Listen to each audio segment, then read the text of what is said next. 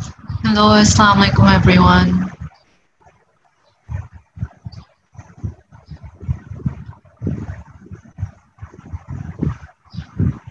आवाज आ रही है सबको? अपने आप को अनम्यूट करवा लो तुम लोग।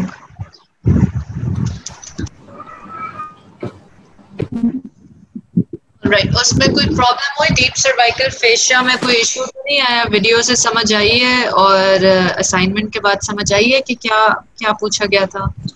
किसी को कोई प्रॉब्लम है उसमें?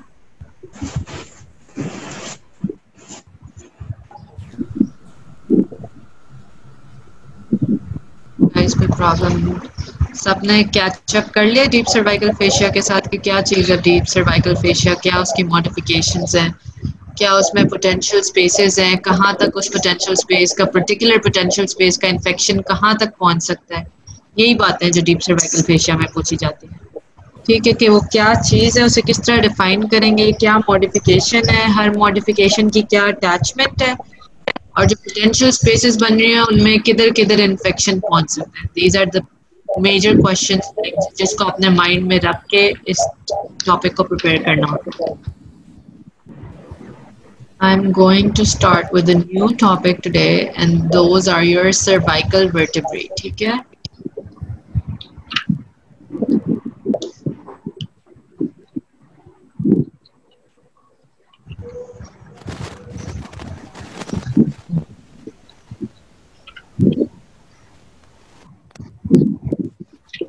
Symphysis mentae क्या होता है? Symphysis mentae is the place where both parts of the two parts of the chin come and meet. How was that related to the cervical fascia? उसमें कहाँ पे आया है? मैंडिबल में देखेंगे हम सिम्फिसिस क्या है। जब मैंडिबल दोनों साइडों से आके फ्यूज करती है ना मिड लाइन में, वैसे सिंगल बोन बन जाती है, तो बीच में जो चिन का एरिया होता है उसे सिम्फिसिस मेंटाई कहते हैं। वहां पे आके वो सिम्फिसिस का मतलब है मीट करती है, मेंटाई मतलब mental region. So today we're going to do the joints of the head and neck. जो again it's part of our neck का region. Now we move to the posterior part of the neck. ठीक है? Posterior part of the neck में आ जाते हैं तो we are concerned with all the cervical vertebrae. Cervical vertebrae हमारे पास basically we have how many cervical vertebrae do we have, guys? Seven cervical vertebrae होती हैं, ठीक है? और इसमें से कुछ टिपिकल होती हैं और कुछ एटिपिकल होती हैं। टिपिकल का क्या मतलब होता होगा? टिपिकल का क्या मतलब होता है? टिपिकल का मतलब होता है समथिंग व्हिच इज नॉर्मल, ठीक है? समथिंग व्हिच इज नॉर्मल, सबकी एक सी मतलब शक्ल होगी, पहचानने में मुश्किल होगी। Every those which have a uniform सा स्ट्रक्चर। एटिपिकल वो होते हैं जो एबनॉर्मल या away from the typical structure होते हैं, जिनके अंदर कोई ऐसी चीज होती होगी जो उन्हें स्टैंड आउट कराती है और वो डिफरेंट है from the normal typical ones. तो एटिपिकल कौन कौन से हैं?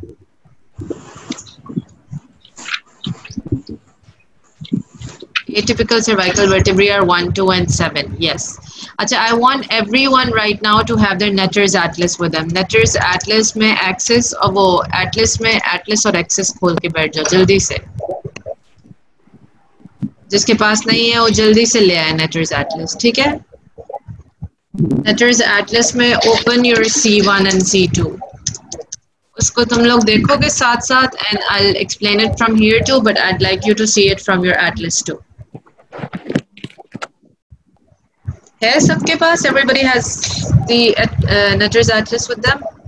Yes, ma'am. All right. So atlas and axis की anatomy करेंगे और end में अगर time मिला तो typical को मैं वैसे explain कर देती हूँ कि उसमें typical में क्या होता है कि हर जो वो होती है ना, let me find a typical one over here. ये दोनों atypical है असल में, अगर तो मुझे मिल जाती है, नहीं मिलती तो इसी से काम चलाते हैं। जो कि आपके टिपिकल वर्टेब्रे होती है ना, उसके अंदर एक बॉडी होती है, ठीक है? जो कि इसके अंदर नहीं है। ये रिंग लाइक स्ट्रक्चर एक बॉडी सी होती है। you'll see it in your, do you have your atlas open in front of you? तो C2, 3, 4, 5, 6 के आप देखें कि उसके अंदर एक बॉडी होती है, उसके अंदर लैटरल प्रोसेसेस होते हैं, ट्रांसवर्स फोरामिना होते हैं, ये facets for articulation on the upper side होते हैं, पोस्टीरियर आर्च होती है और बीच में वर्टिब्रल फोरामिना होता है, ठीक है। मगर जो आपके ए टिपिकल हैं, ए टिपिकल में ये होता है कि ना, जो पहला वाला है एटलस, दिस वन, इसको हम डिस्क्राइब करते हैं as a ring like structure. ये रिंग लगती है आपको कि जितना आगे से उसी तरह पीछे से भी है। So this is a ring-like structure. All right, atlas को how do we describe the atlas? Ring-like structure. It's a ring-like structure. अब इसमें से typical में से क्या चीज मिसिंग है atlas में से, जो मैंने बताया कि typical में होती है? Body नहीं है, इसके अंदर बॉडी नहीं है, ठीक है। Once you look in the atlas and find the typical vertebrae, you'll see कि इसके अंदर बॉडी नहीं है, ठीक है। सो this is a ring like structure. अगर हम एटलस को देखें, this is the C1 vertebra. C1 vertebra, we have 7 cervical vertebra. We're going to study the atlas and the axis with their joints, and the atlas is a ring like structure which, अगर हम इसे anterior, ये इसकी anterior side है जिसका ये इसे anterior arch कहते हैं, और ये वाली कौन सी arch है naturally? posterior arch. posterior arch बड़ी होती है, ठीक है, और anterior arch छोटी होती है. So that's how you will associate कि कौन सी anterior side है और कौन सी posterior side है. Again ये facets होते हैं. These are facets for articulation. ऊपर से C1 किससे मिलता होगा? C1 के ऊपर क्या पड़ा हुआ होगा? Occipital condyle. Occipital condyle किसका पार्ट है? दोनों बेसिलस स्कल का पार्ट है, ठीक है। नॉर्मा बेसिलस में स्कल के अंदर पड़ा है, तो ये C1 ऊपर से स्कल के साथ मीट करता है, ऊपर से स्कल के साथ जॉइंट बनाता है, और नीचे इसके क्या पड़ा हुआ होगा? नेचुरली C2 पड़ी होगी, नीचे C2 पड़ी होगी, ठीक है, एक्सिस से. सो this is on the superior side and the inferior side. Again, you will see these pictures where you will see them in your atlas. कि उन्होंने superior side भी दिखाई हुई और inferior भी दिखाई हुई, नजर आ रही है सबको? Yes, ma'am. And you will see कि वो superior side का facet जो है वो different shape का है और inferior का different है, ऐसा है? Do you see it कि superior inferior पे facets की shape different है? That is because कि वो साइड आपने इसको इससे भी रिकॉग्नाइज करना होता है कि ऊपर वाला साइड कौन सा आपको कोई एटलस पकड़ा देगा, ठीक है, एटलस आपको वाइवा में पकड़ा दिया जाएगा. Now you have to figure out कि वो एंटीरियर साइड उसकी कैसी, पोस्टीरियर कैसी, और आपने सुपीरियर साइड को जिस तरह नेक में प्लेस्ड होता है ना, ये उस तरह आपने एग्जामिनर के सामने से पकड़ना है. That's the anatomical position. जिस तरह मैं समझाती थी कि स्कल को पकड़ने का एग्जामिनर के सामने एक तरीका है, so इसी तरह इसको भी, जिस तरह मैं इसके पीछे बैठी हुई और तुम लोग सब इसे इस तरफ से देख रहे हो, इसके पीछे बैठे हुए, तो तुम लोग इसको यहाँ से पकड़ के, और इस तरफ आपके एग्जामिनर होना चाहिए, इस तरफ तुम लोग होने चाहिए, ये साइड सुपीरियरली होनी चाहिए और इसकी नीचे वाली साइड इंफीरियरली होनी चाहिए, ठीक है. आप इस पोजिशन में रखेंगे कि एग्जामिनर यहाँ बैठा है और आप यहाँ बैठे हैं. You have to learn how to hold the atlas in the viva. ठीक है, and then you have to hold the anterior side up और इंफीरियर साइड नीचे, और वो तुम लोग तब तक नहीं उस तरह पकड़ सकते unless you learn by heart जो तस्वीर तुम लोगों के सामने है in your Atlas. Superior condyle, superior articular facet कैसा होता है और इंफीरियर आर्टिकुलर फेसेट कैसा होता है, इनकी शक्ल में डिफरेंस होता है, ठीक है. So the superior one will articulate with the occipital condyle and the inferior one will articulate with the facets of the C2. फिर इसके पास ये ट्रांसवर्स साइड पे लैटरल मैसेज इन्हें कहते हैं, इसके अंदर एक ट्रांसवर्स प्रोसेस है और ट्रांसवर्स फोरामेन है, ठीक है, और ये वर्टिब्रल फोरामेन है. इंटीरियर आर्च है, इंटीरियर आर्च में एक छोटा सा फेसेट यहाँ पे भी, इसके पास 3 फेसेट्स हैं एटलस के पास, वैसे तो 4 हैं, 2 ऊपर 2 नीचे और 1 आगे, तो 5 हो गए, ठीक है ना. 1 2 ऊपर 2 नीचे और 1 ये वाला किसके लिए? व्हाट डज इट से? What does it say? Tell me.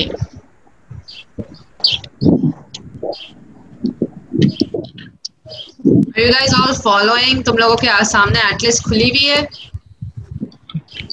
इसके सामने एटलस नहीं खुली हुई है.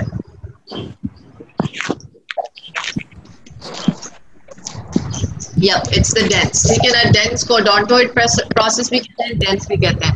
और ये डेंस और ओडोंटोइड प्रोसेस किस पे प्रेजेंट होता है? ये C2 पे प्रेजेंट होता है, ठीक है। So you have this ring like structure जिसके हमने सारे जो हैं पॉइंट्स डिस्कस कर लिए हैं, but you will do them in detail from your atlas when you are studying, and you have to learn it in a way that you understand to differentiate between the superior surface and the inferior surface. This is a viva question, ठीक है, viva में पकड़ाया जाता है और पहली चीज ही ये जज की जाती है जिस पोजीशन में आप उसे पकड़ते हैं। Then we move on to the C2. What do you think about the C2? Does C2 look like a typical vertebra? Typical vertebra आपके next page पे बने हुए हैं, C3, 4, 5. उनसे मिलती C2? No. क्या फर्क नजर आ रहा है इसमें? Dense. इसके अंदर है कि ये डेंस है। अब इसके अंदर बॉडी तो है, ये देखो ये बॉडी है, लैटरल साइड से नजर आ रही है कि इसके अंदर बॉडी है, मगर इसके अंदर नहीं, इसके अंदर ट्रांसफर्स प्रोसेस होता है। इसके अंदर इस वाले डायग्राम में थोड़ा सा मिसिंग है, वैसे इसमें ट्रांसफर्स प्रोसेस होता है क्योंकि ट्रांसफर्स फोरामिना सब में होता है। ट्रांसफर्स फोरामिन में से क्या गुजरता है? Vertebral artery. वर्टेब्रल आर्टरी गुजरती है। वर्टेब्रल आर्टरी किसकी ब्रांच थी?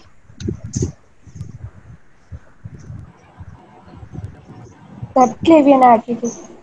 सबक्लेवियन के कौन से पार्ट की थी? Anterior part, the middle part. Medial. सोचो फिर से, कौन सा पार्ट था? वन पार्ट था, part 1, part 2, part 3? Part 1. Part 1 की थी.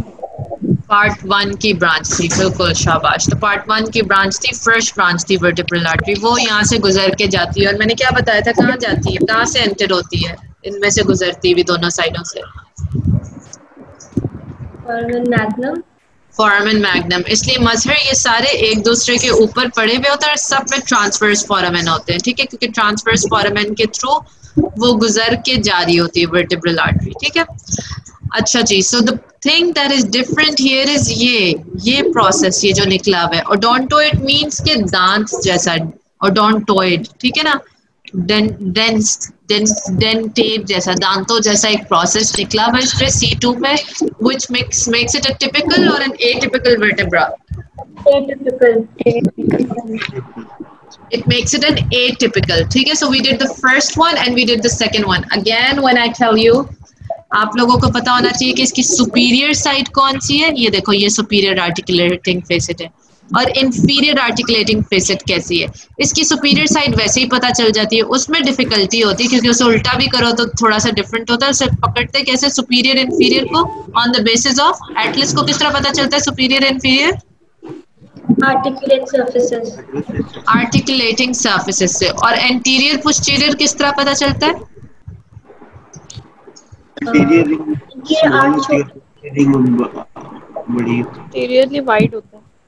ये आर्चेस की बेसिस पे, ठीक है। एंटीरियर जो है ना, एंटीरियर आर्च छोटी है और पोस्टीरियर आर्च थोड़ी सी लंबी है। इस तरह आप डिफरेंशिएट करते हैं इंटीरियर पोस्टीरियर में, सुपीरियर इंफीरियर में on the basis of the articulating facets, ठीक है। You have to learn this. I'll send you a nice video today, inshallah. When you come on to C2, C2 में तो superior surface बहुत आराम से पता चल जाएगी। क्यों? presence of dens. Because of the presence of dens. शाबाश। Now I told you कि इसमें बॉडी मिसिंग है। कोई मुझे बता सकता है कि इसमें एक और चीज मिसिंग है जो टिपिकल वर्टेब्रा में या C2 में नजर आ रही है? Spine. Spine, the spinous process, ठीक है। ये जो वर्टेब्रा के पीछे से दुमें निकली हुई होती हैं, जब आप वर्टेब्रा को पीछे से देखते हैं वर्टेब्रल कैनाल को, तो पीछे से दुम्स निकली हुई होती है। इन दुम को हम कहते हैं स्पाइनल प्रोसेस, स्पाइनस प्रोसेसेस या स्पाइन्स ऑफ द वर्टेब्रा। ये स्पाइन भी मिसिंग होती है और बॉडी भी मिसिंग होती है। बस ये किस तरह का स्ट्रक्चर है? रिंग लाइक स्ट्रक्चर है। अब इसकी सुपीरियर सरफेस में तो कोई मसला होना ही नहीं चाहिए, ना इसकी इंटीरियर में होना चाहिए, ना पोस्टीरियर में, ना सुपीरियर में, क्योंकि ये इसकी हर चीज डिस्क्राइब करती है। डेन से आपको पता चल जाता है जी ये इंटीरियर साइड है तो ये पोस्टीरियर साइड है। डेन से ही आपको पता चल जाता है कि ये सुपीरियर साइड है और जो फ्लैट साइड है वो कौन सी साइड है? The flat side opposite dens will be the inferior surface, ठीक है। Are the new students with me? Are they following? And do they have their atlases open with them? All right. All right, good. If you have any questions, you type them here because my old students already know this stuff. So you can ask your partners for help today when I give you the assignment, and you can ask me for help too. So इसमें कोई मसला नहीं है. इसको अगर मैं पकड़ के बैठूंगी, मेरा एग्जामिनर यहाँ बैठा होगा, मैं यहाँ बैठ के जवाब दूंगी. मैं इसको इधर से एक उंगली से यहाँ से पकड़ूंगी, एक तरफ से यहाँ से पकड़ूंगी, दूसरे हाथ से, ठीक है. And I will make sure कि डेंस है सुपीरियर साइड पे और फेस कर रहा है एग्जामिनर को. और फिर मैं समझाना शुरू करूंगी. जब मैं समझाना शुरू करूंगी तो मैं कहूंगी कि C2 is called the axis.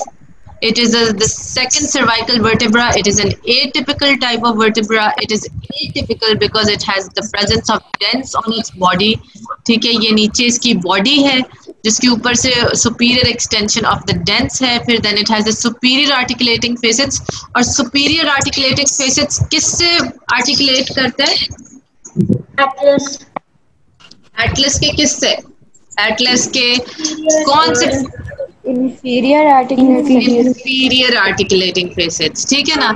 Atlas का सुपीरियर आर्टिकुलेटिंग फेसेट आर्टिकुलेट करता है कॉन्डाइल से, और एटलस का इंफीरियर आर्टिकुलेटिंग फेसेट करता है डेंस इसका एक्सिस का सुपीरियर आर्टिकुलेटिंग फेसेट से, ठीक है. फिर एटलस का जो ये फेसेट है, ये यहाँ पे इससे आर्टिकुलेट करता है डेंस की इंटीरियर सरफेस से. यानी आप इसके ऊपर लाके इसे बिठा देते हैं. Simply what you do is you pick this up और आप इसके ऊपर बिठा देते हैं. तो C1 और C2 साथ बैठ जाते हैं.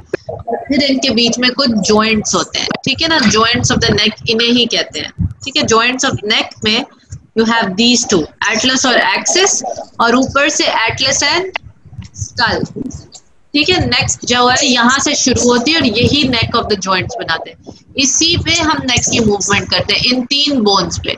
ऊपर से स्कल, उसके नीचे C1, उसके नीचे C2. तो हम ये जो तुम लोग नॉट करते हो, यस करते हो या नो की मूवमेंट करते हो नेक से, ये कौन करता है? ये 3 बोन्स मिलके करती हैं.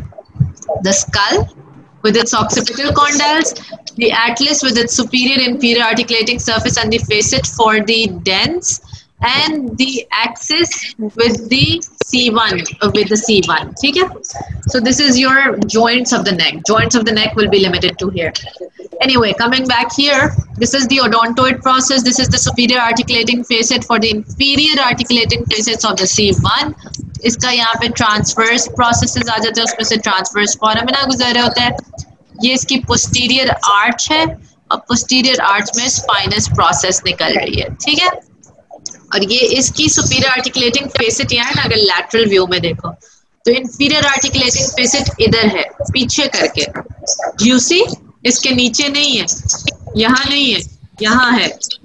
अलबत्ता जो C1 है उसके बिल्कुल नीचे होती है. इसकी बिल्कुल ऑपोजिट साइड में से पलट दो तो आपके दूसरे वाले हैं. ये बात मेरी समझ आ गई guys? Can I move on? Alright, so we are here. ये कौन सा है? न्यू स्टूडेंट्स मुझे कोई बताएगा चैट में या बोल के. ये कौन सा वर्टेब्रा मैं दिखा रही हूँ? लिखा हुआ ओपन. हाँ, गलती हो गई मुझसे, क्या करूँ अब, इतनी स्मार्ट नहीं होना. C1 है बिल्कुल, अब C1 है ये. But wait, now let's look at all the labelings over here too. I want you to look at all the labelings over here too. We have the anterior arch over here, which is shorter. Then we have the posterior arch, which is longer. Then you have the vertebral foramen, जिसमें spinal cord गुजरती है, ठीक है. सारे एक दूसरे के ऊपर होते हैं, तो इनका ये vertebral foramen continuous हो जाता है. और इनका ये ट्रांसवर्स प्रोसेस में ट्रांसवर्स फोरामेन भी कॉन्टिन्यूस हो जाता है, ठीक है. और जब आप C1 को देखते हैं ना सुपीरियर साइड पे, तो उसमें यहाँ पे ग्रूव होता है फॉर द वर्टेब्रल आर्टरी. जब हम वर्टेब्रल आर्टरी को डिटेल में करेंगे और उसका कोर्स करेंगे तो यूल सी तो C1 के पोस्टीरियर आर्च पे किस तरह ट्रैवल करती है. इसका एक कोर्स में ये पार्ट आता है, तो पोस्टीरियर आर्च पे ट्रैवल करती है. तो जहाँ पे वो ट्रैवल करती है ना, वो ग्रूव बना देती है, ठीक है. यहाँ पे इसका जो एंड पार्ट है इसे पोस्टीरियर ट्यूबरकल कहते हैं. ये इंटीरियर आर्च के बिल्कुल आगे वाले पार्ट को एंटीरियर ट्यूबरकल कहते हैं. ये फॉर द डेंस है, सुपीरियर आर्टिकुलेटिंग सर्फेसेस हैं, और ये वाली साइड को हम लैटरल मैसेस कहते हैं. ये आपकी लैटरल मैसेस है. इसमें बॉडी का है? नहीं है, नहीं है, इसमें बॉडी नहीं है, ठीक है. It is a ring like structure. ये रिंग लाइक स्ट्रक्चर है, मगर इन्होंने बीच में जो आपने पहले चीज नहीं देखी थी, एक मेम्ब्रेन दिखाई हुई. This is called the transverse ligament of atlas. Transverse ligament of atlas is from the one lateral mass to the other lateral mass. इसका क्या फंक्शन लगता है तुम लोगों को? यहाँ पे क्यों एक लिगामेंट है? किसको पकड़ रहा है ये जगह में?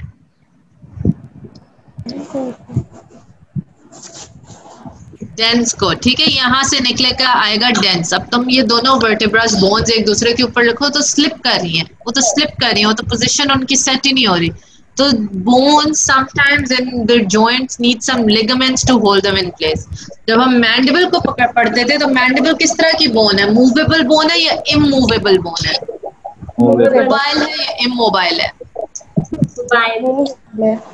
मोबाइल बोन है, ठीक है। Mandible is a mobile bone. तो मैंडिबल को भी स्कल के साथ चिपकाने के लिए हम उसके लिगामेंट्स पढ़ते हैं ना। जब हमने मैंडिबल पढ़ा था, जब मैं नए स्टूडेंट्स को दोबारा पढ़ाऊंगी तो ऐसा था ना कि लिगामेंट्स थे। Yes ma'am. The same way over here हम इसके बहुत सारे लिगामेंट्स और मेम्ब्रेन्स पढ़ेंगे, क्योंकि सारे वर्टेब्रा जब एक के साथ एक के ऊपर हैं तो उन्हें लिगामेंट्स चाहिए एक दूसरे को पकड़ने के लिए। एक दूसरे के ऊपर तो बैठ जाएंगे मगर वो आप उन्हें टेढ़ा करो तो गिर जाएंगे, और बहुत इमोबाइल से, इमोबाइल तो नहीं, बहुत सुपर मोबाइल है और ऊपर एक दूसरे की स्लिप करते रहते हैं। तो यहाँ पे आके डेंस जब फिट होता है नीचे से, तो पीछे से ट्रांसवर्स लिगामेंट ऑफ एटलस उसे पकड़ के रखता है, ठीक है। कि वो इधर इधर यहाँ पे पीछे आके स्पाइनल कॉर्ड को ना लगना शुरू हो जाए। इसमें स्पाइनल कॉर्ड लग रही थी, पता चले आप पीछे आपने नेक की तो जी आपकी C2 जो है ना वो पीछे जाके हिट की स्पाइनल कॉर्ड को। ऐसे कुछ नहीं होता, हर चीज अपनी पोजीशन में है। So that's the purpose of your ligaments. Now you come over here. Once you come over here, this is C2. C2 का ये है डेंस, जिसे हम डेंस को दूसरा नाम क्या था जो मैंने अभी थोड़ी देर पहले यूज किया था? What process? Odontoid process, ठीक है। यहाँ पे भी कुछ लिगामेंट्स आ जाते हैं। These are called your LR ligaments. In ligaments को भी हम देखेंगे कि ये LR ligament क्या करता है, किस तरह डेंस को किस चीज से अटैच कर रहा है, ठीक है। उसके बाद में देखेंगे posterior articular facet for the ligament of Atlas, ठीक है, for the transverse ligament of atlas. Transverse ligament of Atlas था ना, अभी पढ़ा है ना। जब ये ऊपर इसके आके यहाँ पे बैठ जाएगी C1, तो C1 के लैटरल मैसेज के बीच में कौन सा लिगामेंट था? ट्रांसवर्स लिगामेंट, ये वाला, ये दिखा रहे हैं। तो इसका जो है ना, इसका भी फेसेट बना हुआ होता है। डेंस पे इसकी थोड़ी सी फेसेट बनी हुई है, see it in your pictures अगर बनी हुई है, ठीक है। तो ये इस तरह जाके फिट होता है। तो ये lateral mass of C1 to lateral mass of C1 एक ट्रांसवर्स लिगामेंट है, alright. And then you have over here the superior articular facet. This is your superior articular facet, which corresponds with what?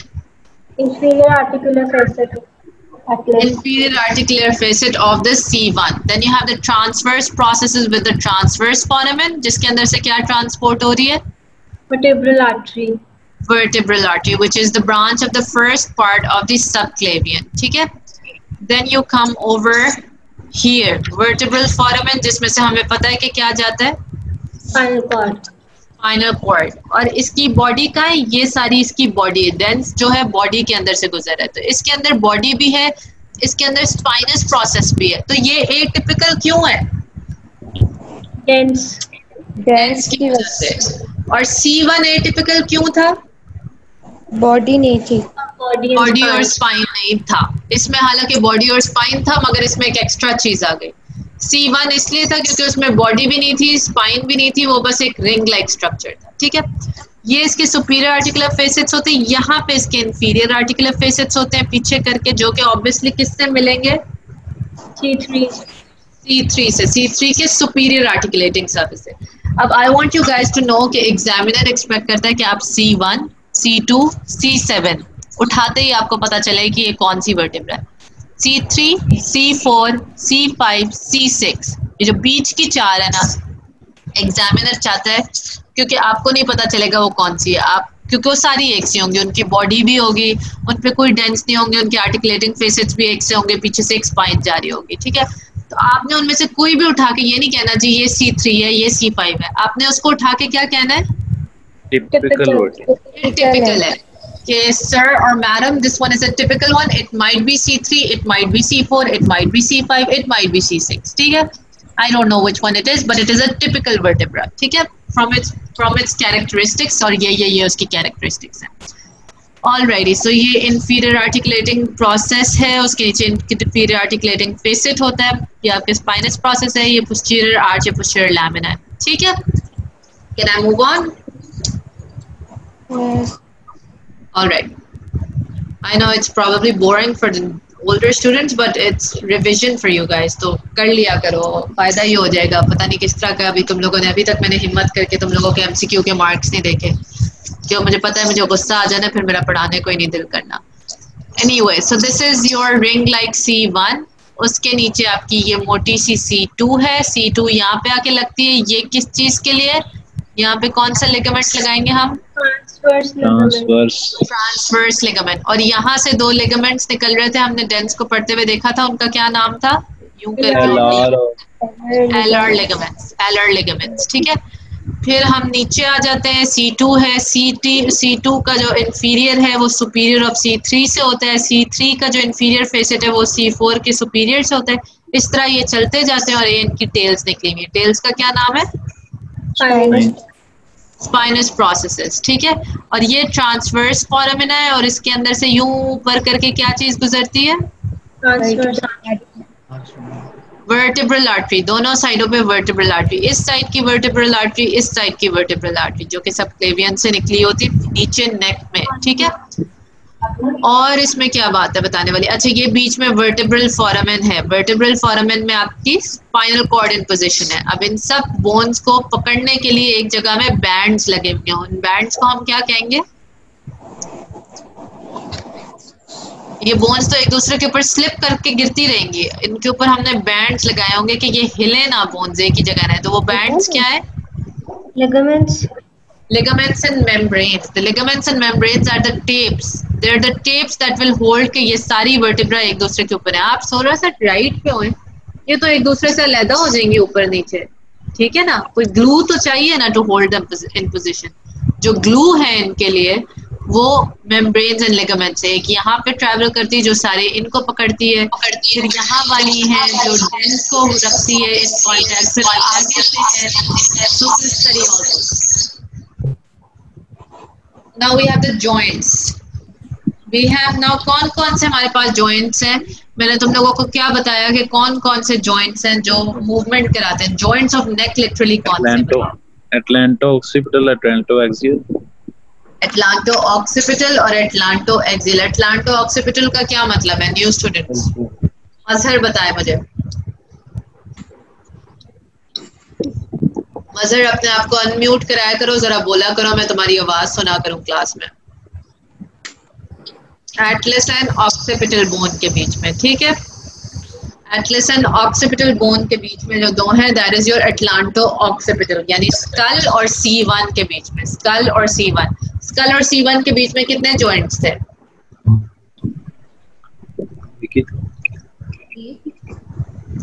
एक ही था, ठीक है, एक ही था। On the right and left वो जो सुपीरियर आर्टिकुलेटिंग फेसेट्स थी वो किससे ऊपर जाके मिलती थी? Occipital condyles.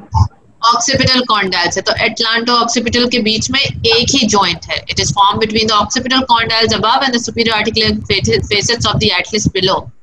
Occipital condyles are found on either side of the foramen magnum. ऐसे ही नॉर्मा बिजालिस में नजर आता है, क्रेनियल कैविटी में नजर आता है? No. कौन कहता है कि आता है? क्रेनियल कैविटी में नहीं नजर आता? पक्की बात है? चलो शुक्र है,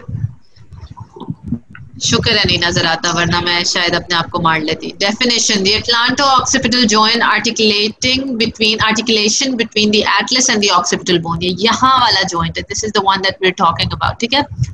ये ऑक्सिपिट है, ये फोरामेन मैग्नम है। फोरामेन मैग्नम किसके साथ नीचे कॉन्टिन्यूस है? इनके बीच में क्या चल रहा है? Vertebral foramen, vertebral foramen. यार एक दो लोग क्यों पार्ट लेते हो इसमें? अगर मैं 50 लोगों को पढ़ा रही हूँ तो 2 लोगों को तो नहीं पढ़ाती ना, मैं तो 50 लोगों के लिए एनर्जी यूज करती हूँ बोलने की। अगर मैंने 2 को पढ़ाना है तो मैं 2 को व्हाट्सएप कॉल करती हूँ, अलहदा से उन्हें पढ़ाना शुरू कर देती हूँ,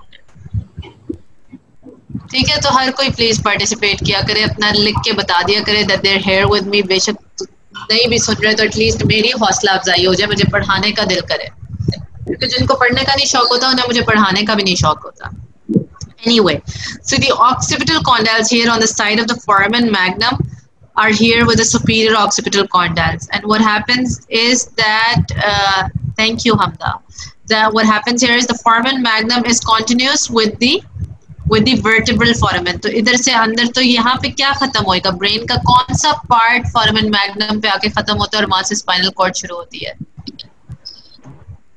ब्रेन स्टेम। ब्रेन स्टेम का सबसे नीचे वाला पार्ट कौन सा होता है? मेडुला। वेरी नाइस, मेडुला होता है, ठीक है। मेडुला के नीचे से स्पाइनल कॉर्ड शुरू हो जाती है। Then you come the atlanto occipital joints are, अब आपसे पूछा जाएगा ये किस तरह के जॉइंट्स हैं। अगर जॉइंट्स ऑफ नेक आ गया तो एटलांटो-ऑक्सिपिटल एंड एटलांटो-एक्सियल दोनों बताना है। अगर C1 और स्कल के बीच में आ गया तो सिर्फ एटलांटो-ऑक्सिपिटल बताना है। Then you have to tell कि ये किस तरह के जॉइंट्स हैं। ये साइनोवियल सॉकेट टाइप जॉइंट्स हैं, ठीक है। And the sockets are shallow in infancy and they deepen with age. And the third thing, जब कोई joint होती है तो उसमें हम क्या बताते हैं? Joint का purpose क्या होता है? Joint क्यों बनता है? Movement के लिए। Elbow joint है, knee joint है, ये क्यों है? ताकि उनके around movement हो।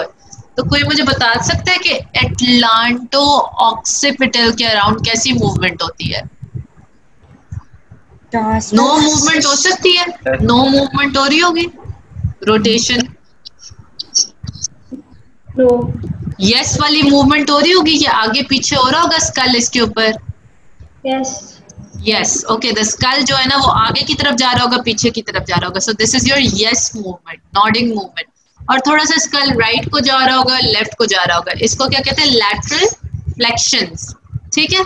मगर ये यूं करके रोटेट नहीं करेगा, नो मूवमेंट नहीं होएगी। स्कल जो है ना इसके ऊपर लेफ्ट राइट नहीं मूव करेगा। वो हम आगे देखते हैं किस तरह होता है, ठीक है। So are we clear? We have lateral flexions, यानी ये इसके ऊपर यूं करके ट्रैवल करेगा तो ये स्कल इस तरफ मूव हो जाएगा, इस तरफ को नीचे जाएगा, इस तरफ से उठेगा तो स्कल इस तरफ मूव हो जाएगा। ये इन मूवमेंट्स को हमने क्या नाम दे दिया? What is the name of these movements? जब स्कल इधर lateral flexions, ठीक है, lateral flexions। और जब स्कल जो है आगे और पीछे जाएगा that is your yes movement, ठीक है। आगे पीछे होएगा इसके ऊपर तो यस मूवमेंट है, but no rotation on it. Ligaments कौन से हैं भाई? लिगामेंट हमारे पास है एक anterior atlanto occipital membrane. This is a continuation of the anterior longitudinal ligament. इन लिगामेंट्स के नाम लिखते जाओ, ये सारे लिगामेंट्स इंपॉर्टेंट है। इन सब की तुम लोगों को डेफिनेशन आनी चाहिए कि ये कहाँ कहाँ है। सो this is the anterior atlanto-occipital membrane that I'm talking about. ये obvious सी बात है, anterior side पे obvious सी बात है, atlas और occipital bone के बीच में continuation है ये नीचे anterior longitudinal ligament की। It runs as a band down the anterior surface of the vertebral column. अब जितनी ये हमारी posterior surface है, ठीक है। इसकी जो ऑपोजिट साइड है ना एंटीरियर, उस पे वो रनिंग एज अ बैंड कर रहा होगा। ये पोस्टीरियर साइड है या एंटीरियर साइड है वाली?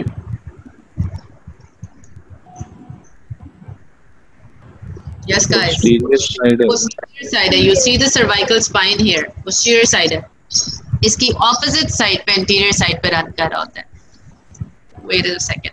The membrane connects the anterior arch of the atlas to the anterior margin of the foramen magnum। और उसके आगे क्या होगा कि जो anterior part of the body है सबकी सारे नीचे C3, C4, C5, C6 उन पे भी कंटिन्यू होता रहेगा। और उधर इसका क्या नाम होगा? Anterior longitudinal ligament। Anterior longitudinal। जब तक इन दो बोन्स पे तो anterior atlanto-occipital है, मगर C3, 4, 5, 6, 7 पे जब कंटिन्यू होता गया आगे साइड से बैंडेज ने पकड़ लिया आगे से, तो हम उसे anterior longitudinal कह देंगे। ये है जी, ये हमने बोन काटी हुई है, ये foramen magnum नहीं है। यहाँ पे foramen magnum यहाँ पे है, यहाँ पे है, ठीक है। मेम्ब्रेन्स ने उसे कवर किया क्योंकि इसके अंदर सारे वर्टेब्रल कैनाल बन रहा है पीछे। ये हम एंटीरियर साइड से देख रहे हैं, तो ये हमने बोन काट के देखी हुई, वरना ये पूरा स्कल कंटिन्यूड होता है। ये कौन सा प्रोसेस है? टाइलॉइड प्रोसेस है, ठीक है। तो यानी अब टेम्पोरल बोन है यहाँ पे थोड़ी सी, ये पीछे ऑक्सिपिटल बोन आ गई। यहाँ पे आपका फोरामेन मैग्नम होगा क्योंकि उसके नीचे ये आपकी C1 है, ये C2 है। C2 का कितना बड़ा है? ये क्या पोर्शन है C2 का? बॉडी है।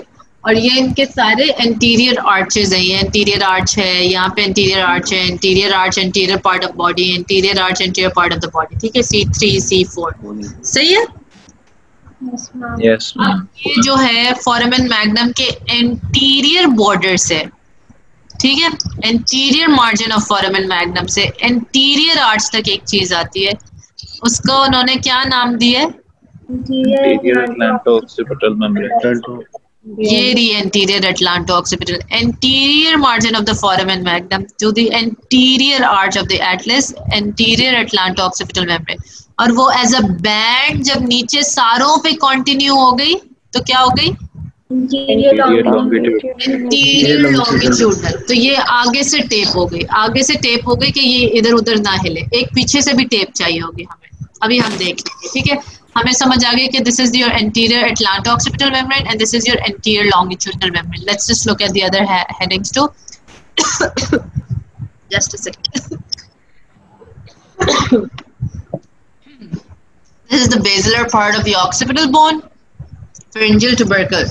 बेसियो ऑक्सीपिट पे pharyngeal tubercle होता था। basilar part of occipital bone को क्या कहते थे? बेसियो ऑक्सीपिट। बेसियो ऑक्सीपिट कहते थे। और बेसियो ऑक्सीपिट के आगे क्या शुरू हो जाता था? कौन सी बोन शुरू हो जाती थी? याद करो। Sphenoid. Sphenoid, very nice. Basio occiput और स्फीनॉइड, और वहां पे सिल्वस भी एक स्ट्रक्चर बनता था, ऐसे ही था ना? याद आता है? Look at it in your Netter's atlas. ठीक है, then you come over here. अच्छा ये क्या है? This is the capsule of the atlanto-occipital joint. यहाँ पे atlanto-occipital joint बनता है तो उसके अराउंड एक कैप्सूल है। जॉइंट्स के अराउंड कैप्सूल होती है, नी जॉइंट के अराउंड भी कैप्सूल होती है, और साइनोवियल जॉइंट्स के अराउंड जब कैप्सूल होती है तो उसके अंदर क्या होता है? साइनोवियल साइनोवियल जनरल एनाटॉमी में पढ़ा होगा। साइनोवियल फ्लूइड होता है। आई थिंक ये आप लोगों को आया था कि साइनोवियल जॉइंट्स की कैरेक्टरिस्टिक क्या होते हैं। तो उसके अंदर एक साइनोवियल कैप्सूल होती है, उसके अंदर साइनोवियल फ्लूइड होता है। साइनोवियल फ्लूइड का क्या पर्पस होगा कि ऊपर के इधर कॉन्डाइल और इधर सुपीरियर आर्टिकुलर फेसेट के अराउंड एक कैप्सूल भी है और उसके अंदर फ्लूइड है। हाँ जी, फ्रिक्शन को कम करेगा, ठीक है ना, वरना तो बोन्स एक दूसरे के ऊपर रगड़ रगड़ के इवेंचुअली जो है वो तो घिस जाएंगे, ठीक है ना। So it needs oil to move, and that oil, that lubricant is your synovial fluid. So this is the capsule around it.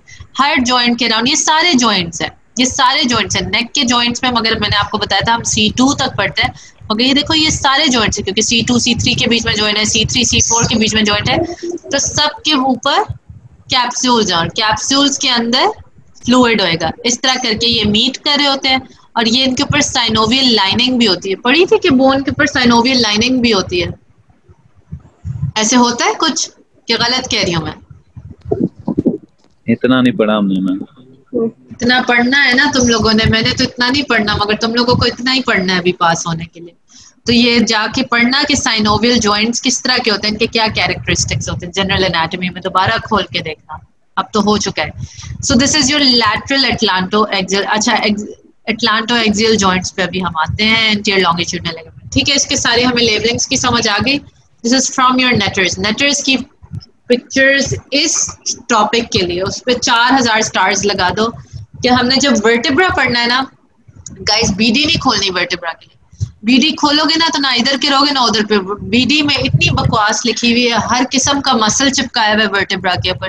You don't need that information. What you need to know, what I want you to know is कि आपको ये जो Netter's की सारी तस्वीरें हैं ये आपको पता होनी चाहिए। When you have the Atlas axis C7 any vertebra in your hand, you should be able to recognize it. I do not want to know कि यहाँ पे कौन सा आके मसल चिपकता है, यहाँ पे कौन सा। BD has a lot of detail. Do not open BD unless you want to be confused. इतनी irrelevant information नहीं चाहिए।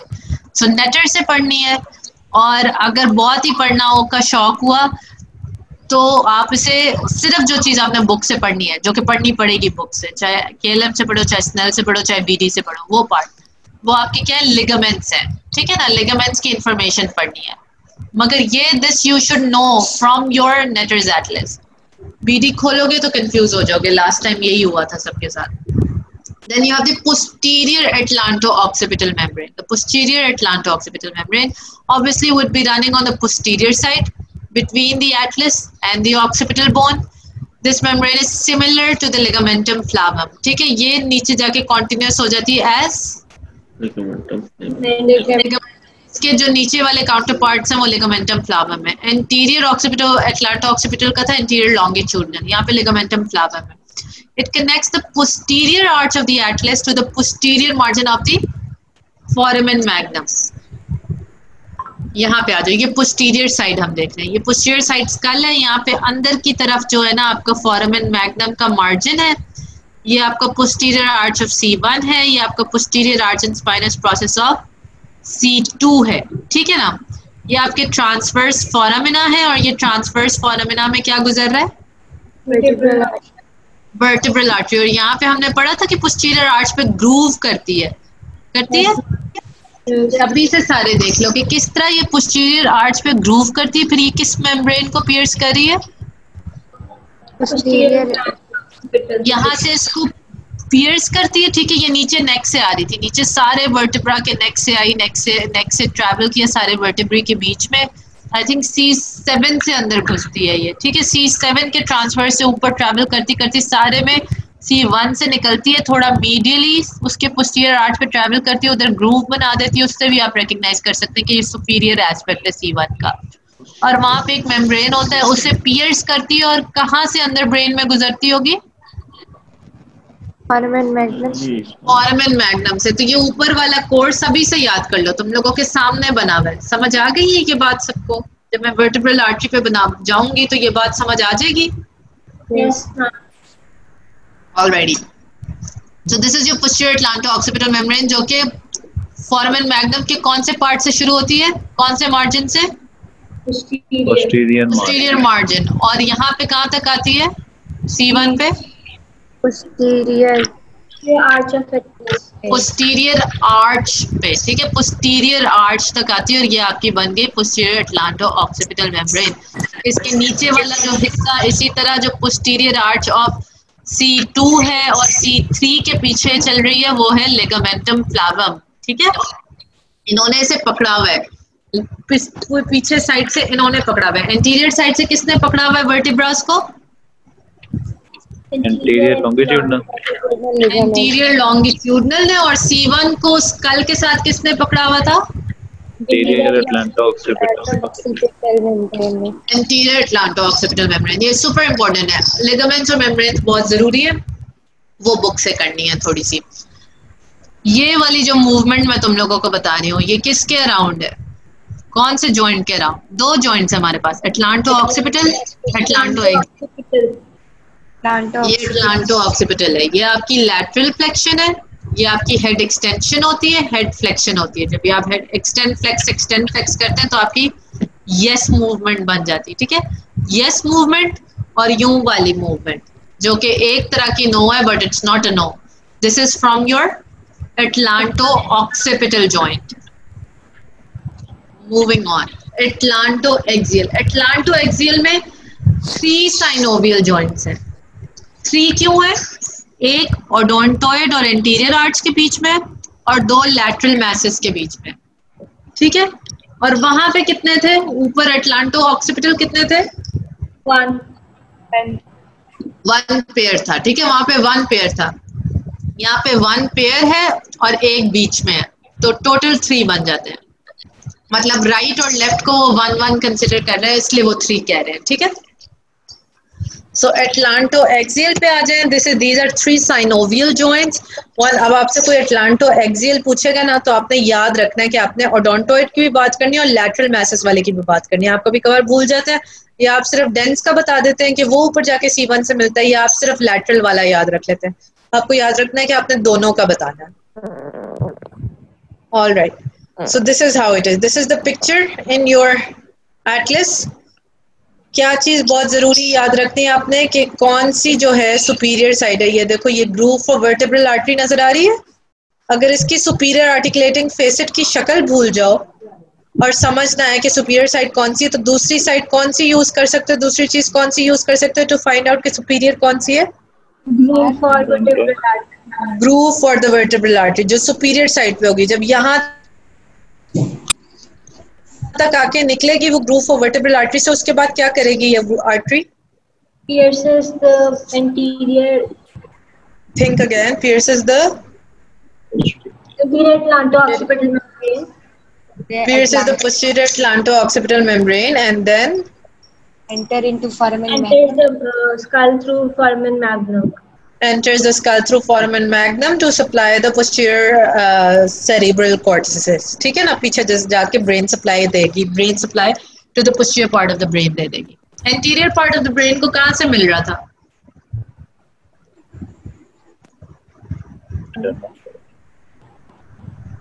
किससे मिलता है anterior part of the brain को सारा ब्लड सप्लाई? posterior, पीछे से तो vertebral artery चली जाती है, आगे से कौन देता है? Carotid artery. कौन सी carotid? Samin is right. It's the internal carotid artery. It's the internal carotid artery. और दोनों बीच में आके मिलते थे, मैंने आप लोगों को ये बताया था. Anyway, so these are all the things. I don't think I have to go over their labelings again. Ligament. Apical ligament क्या है? ठीक है. Now there is another ligament called the apical ligament. This is a median place structure connects the apex of the odontoid process to the anterior margin of the foramen magnum. ठीक है. अभी तो हमने सिर्फ पढ़ा था कि एटलांटो ऑक्सीपिटल के बीच में कौन कौन से लिगामेंट्स थे. एटलांटो ऑक्सीपिटल यानी एटलस और ऑक्सीपिटल बोन के बीच में हमारे पास थी एंटीरियर एटलांटो ऑक्सीपिटल मेम्ब्रेन और पोस्टीरियर एटलांटो ऑक्सीपिटल मेम्ब्रेन. ऐसे ही था. अब हम तीसरी चीज पे आए जिन्होंने कहा है कि C2 का जो डेंस है ना वो भी जाके ऊपर ऑक्सीपिटल मेम्ब्रेन से लगता है, एपिकल लिगामेंट से. अब ये है ना आपका डेंस, इसके ऊपर से एक लिगामेंट निकलता है और वो जाके ऊपर फोरामेन मैग्नम तक चला जाता है.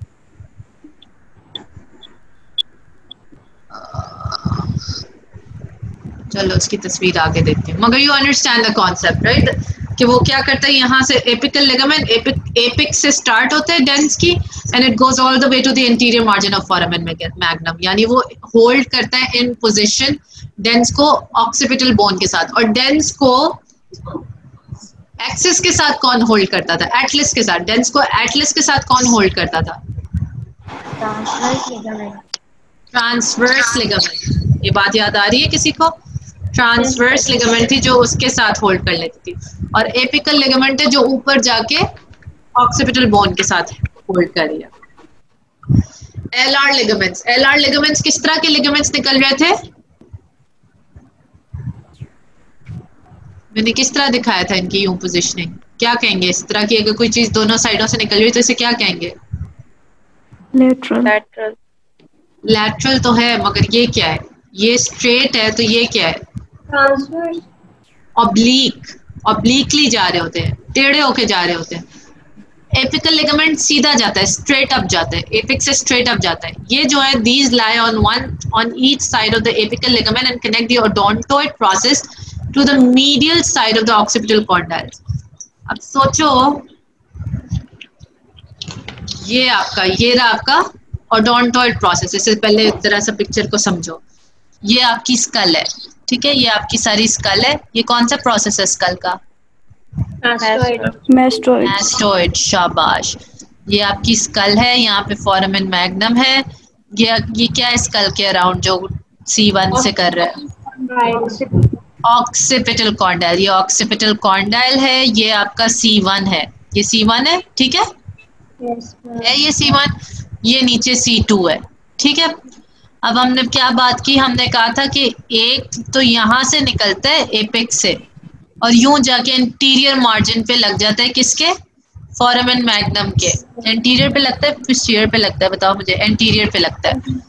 यहाँ से शुरू होता है. ये वाला कौन सा हो गया जो यूं करके जाएगा? Apical. एपिकल लिगामेंट, ठीक है. क्रूशिएट को छोड़ दो, वो दूसरा है. एपिकल अलग चीज है. एपिकल यहाँ से शुरू होती है, anterior margin of foramen ligament तक चली जाती है. फिर हमने कहा एक साइडों से शुरू होती है डेंस के और वो जाके कनेक्ट होती है ऑक्सीपिटल कॉन्डाइल्स की मीडियल साइड. ऑक्सीपिटल कॉन्डाइल्स पे होती है, फोरामेन मैग्नम पे नहीं होती. ये कौन सी है? LR ligament. LR ligament. और जो हर उसके अराउंड होती है, हर जॉइंट के अराउंड होती है, उसे हम कहते हैं Capsule. कैप्सूल, ठीक है. फिर हमारे पास एक थी ये वाली जो यहाँ पे lateral mass of C1 to lateral mass of C1 होती है और पीछे से डेंस को पकड़ के रखती है, उसको हम कहते हैं ट्रांसवर्स लिगामेंट। ठीक है, अब ये बात यहाँ तक समझ आ गई जितना मैंने समझाया है, इसे क्रूशिएट को भी छोड़ दो, मगर ये जो हमने कवर किया ये तो समझ आ गया ना? ऑलराइटी, सो अब इसको बस यहाँ इस पिक्चर पे अभी यही देखो। Cruciate ligament is the next ligament. This ligament consists of a transverse part and a vertical part. Cruciate क्या होता है?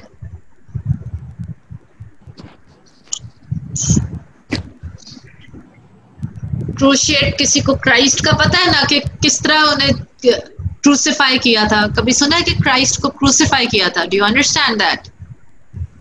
The cross that the Christians believe in is because the Christ was crucified in that manner. Cross क्यों follow करते हैं Christians? किसी को पता है ये बात? Because the Christ, they believed Hazrat Isa was crucified. Crucified का मतलब है because his hands were spread out जिस तरह आपका cross बनता है. So this is why the cruciate ligament. ठीक है? So cruciate की shape cross की है, इसलिए we call it cruciate ligament. This ligament consists of a transverse part and a vertical part. Naturally, अगर उसने क्रॉस बनना है तो उसका एक ट्रांसवर्स पार्ट है और उसका एक वर्टिकल पार्ट है. The transverse part is attached on each side of the inner aspect of the lateral mass of the atlas. तो ये तो ट्रांसवर्स लिगामेंट ही हो गया ना, ये तो ट्रांसवर्स लिगामेंट की बात कर रहे हैं. वो एटलस की लैटरल टू लैटरल जो ट्रांसवर्स लिगामेंट इसका ट्रांसवर्स पार्ट बनाता है क्रूशिएट का. It binds the odontoid process to the anterior arch of the atlas. ऐसे ही है, ट्रांसवर्स पार्ट यही करता है. ठीक है.